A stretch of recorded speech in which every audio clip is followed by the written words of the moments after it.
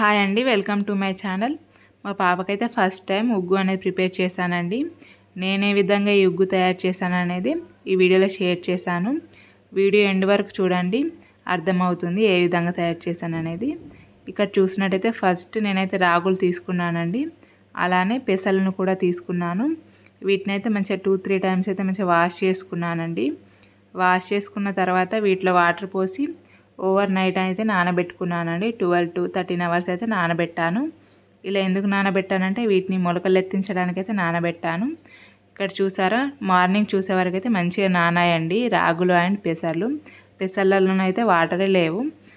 ఇలా ఒక కర్చీప్ని అయితే తీసుకున్నాను, అందులో రాగులను అయితే వేసేసి వాటిలో వాటర్ ఏం లేకుండానైతే ఇలా గట్టిగా పిండుకున్నానండి. ఇదే విధంగా పెసర్లను కూడా వేరొక కర్చీప్లో వేసుకున్న తర్వాత వాటిలో కూడా వాటర్ ఏం లేకుండానైతే పిండేసుకున్నాను. ఈ విధంగా మొలకలు ఎత్తించడం ద్వారా బేబీకి అయితే ఫుడ్ అనేది మంచిగా డైజెషన్ అవుతుందండి. అలానే పిల్లలకైతే కడుపు నొప్పి, గ్యాస్ ప్రాబ్లమ్స్, మోషన్ ప్రాబ్లం అనేది రాకుండా ఉంటుందండి ఇలా మొలకలు ఎత్తించడం ద్వారా.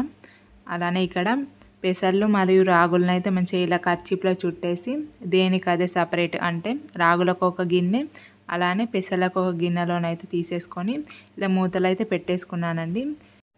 అలానే ఇక్కడ రైస్ మరియు పొట్టు మినపప్పునైతే తీసుకున్నాను. రైస్ అయితే ఇంట్లో పండించిన రైసే తీసుకున్నాను. రైస్ తీసుకునేటప్పుడు కూడా పాలిష్ రైస్ అయితే తీసుకోకూడదండి, మంచి క్వాలిటీ రైస్ని అయితే తీసుకోండి. అలానే మినపప్పు, వట్టి మినపప్పుకు బదులు నేనైతే పొట్టు మినపప్పు అయితే తీసుకున్నాను. ఇలా పొట్టు మినపప్పులో ఎక్కువ పోషకాలు ఉంటాయండి. అలానే వీటిని మంచిగా 2-3 టైమ్స్ వాష్ చేసుకున్న తర్వాత మంచిగా నానబెట్టానండి. అలానే ఇక్కడ చూసినట్టయితే పెసళ్ళు మరియు రాగులను అయితే 1 డే మొత్తం అలానే ఉంచాను. 1 డే తర్వాత చూసినట్టయితే పెసళ్ళు అయితే చాలా త్వరగా మొలకలు వస్తాయి. కాబట్టి ఇక్కడ పెసళ్ళు చూసినట్టయితే మంచిగా పొడుగు అయితే వచ్చాయి, కానీ రాగులు అయితే అంత త్వరగానైతే మొలకలు రావండి. కాబట్టి రాగులు అయితే చాలా చిన్నగా మొలకలు వచ్చాయి. ఇక్కడ చూసినట్టయితే చాలా చిన్నగా వచ్చాయండి రాగులు. అలానే ఇక్కడ చూసినట్టయితే పొట్టు మినపప్పు మరియు రైస్ అయితే మంచిగా 7 to 8 అవర్స్ అయితే నానబెట్టుకున్నాను కదా. 7 to 8 అవర్స్ తర్వాత చూసినట్టయితే ఈ విధంగా మంచిగా నానాయండి. వీటిలోని వాటర్ అంతా పడబోసి మంచిగా ఎండలో ఈ విధంగా ఒక క్లాత్ వేసుకున్నాను. అందులో రైస్, మినప్పప్పు, అలానే రాగులు మరియు పెసళ్ళు మొలకలు వచ్చాయి కదా, వాటిని అయితే ఈ విధంగా సపరేట్గానైతే వేసేసుకొని మంచిగా ఎండలో ఆరబెట్టానండి. వీటిపైన ఏమైనా దుమ్ము అలాంటిది పడకుండా ఉండడానికి ఇలా వైట్ కలర్ చున్నీ ఒకటైతే మంచిగా పైనుంచి అయితే కప్పానండి.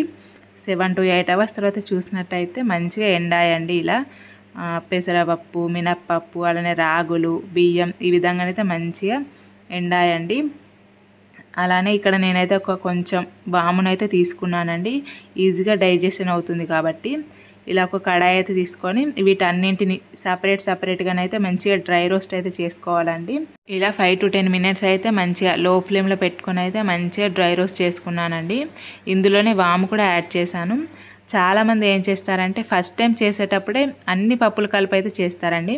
అలానైతే చేయకూడదండి. అలా చేయడం ద్వారా మన పిల్లలకైతే డైజెషన్ ప్రాబ్లం, కడుపు నొప్పి, గ్యాస్ ప్రాబ్లమ్స్, మోషన్ ప్రాబ్లమ్స్ ఇవి వచ్చే ఛాన్స్ ఎక్కువ ఉంటుందండి.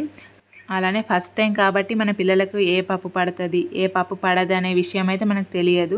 అలా తెలియనప్పుడు మనం పప్పులన్నీ కలిపి ఉగ్గు చేయడం వలన అందులోని ఏ పప్పు పడకున్నా మన పిల్లలకైతే ర్యాషెస్, వామిటింగ్స్, మోషన్స్ అయ్యే ఛాన్సెస్ ఎక్కువ ఉంటాయండి. అలా అవ్వడం వలన మనం ఉగ్గు తినిపించడం అక్కడికే ఆపేస్తామండి. కాబట్టి అలా చేయకుండా ఇలా దేనికదే సపరేట్గానైతే డ్రై రోస్ట్ చేసుకున్నాను. ఇలా డ్రై రోస్ట్ చేసుకున్న వాటిని అయితే వేటికి అవే సపరేట్గా మిక్సీలో వేసేసి ఇలా మెత్తటి పిండిలానైతే పట్టేసుకున్నాను. ఇక్కడ చూసినట్టయితే ఇది వచ్చేసి పెసళ్ళ పొడి, ఇది వచ్చేసి మినపప్పు పొడి, అలానే ఇది వచ్చేసి రాగుల పొడి అండి. వీటిని అయితే వేటికి అవే సపరేట్గా ఇలాంటి గ్లాస్ సీసాల్లోనైతే స్టోర్ చేసుకున్నానండి. అలానే ఇక్కడ ఉగ్గు ప్రిపేర్ చేయడానికి అయితే నేను 1/2 స్పూన్ బియ్యం పిండి తీసుకున్నాను. అలానే 1/3 స్పూన్ అయితే పెసళ్ళ పిండి తీసుకున్నానండి. ఫస్ట్ టైం ట్రై చేస్తున్నా కాబట్టి చాలా తక్కువ క్వాంటిటీ తీసుకున్నాను. ఇక్కడ 2 తీసుకున్న తర్వాత వీటిని అయితే మంచిగా మిక్స్ చేసుకోవాలి. మిక్స్ చేసుకున్న తర్వాత ఇందులో వాటర్ పోసి కూడా మంచిగా మిక్స్ చేసుకోవాలండి, ఉండలేం లేకుండా. ఇలా మిక్స్ చేసుకున్న తర్వాతనే స్టవ్ ఆన్ చేసుకున్నాను. స్టవ్ ఆన్ చేసుకున్నాక 5 to 10 మినిట్స్ లో ఫ్లేమ్లో ఉంచే ఉడికించుకోవాలండి. ఫస్ట్ టైం ట్రై చేస్తున్నాం కాబట్టి మరీ లిక్విడ్లా కాకుండా, అదేవిధంగా మరీ సాలీలా కాకుండా ఇలా మీడియంలా కొంచెం లూజ్ ఉండేటట్టయితే చూసుకోండి. మింగడానికి ఈజీగా ఉండేటట్టయితే చూసుకోవాలండి. ఈ విధంగా తయారు చేసుకున్నాక స్టవ్ అయితే ఆఫ్ చేసుకున్నానండి. చల్లారిన తర్వాత కూడా కొంచెం గట్టి పడుతుందండి. ఇందులోనే నేను కొంచెం నెయ్యి యాడ్ చేసుకున్నానండి. 1 ఇయర్ లోపు బేబీస్కి అయితే సాల్ట్, షుగర్ లాంటివి అస్సలు యాడ్ చేయకూడదండి. అలానే కంటిన్యూస్గా 3 డేస్ అయితే తినిపించానండి. ఇదే విధంగా అంటే పెసరపప్పు బియ్యపిండితోనే తినిపించాను. 4th డేనైతే చేంజ్ చేశానండి. మినప్పప్పు బియ్యపిండితోనైతే ట్రై చేశానండి. అలానే మార్నింగ్ 11 to 12కి అయితే తినిపించేదాన్నండి. ఇలా తినిపించినట్లయితే మంచిగా డైజెషన్ అవుతుందండి. ఈ వీడియో నచ్చినట్లయితే లైక్ చేయండి. అలానే ఫస్ట్ టైం నా ఛానల్ ఎవరైనా చూస్తున్నట్టయితే సబ్స్క్రైబ్ చేసుకోండి.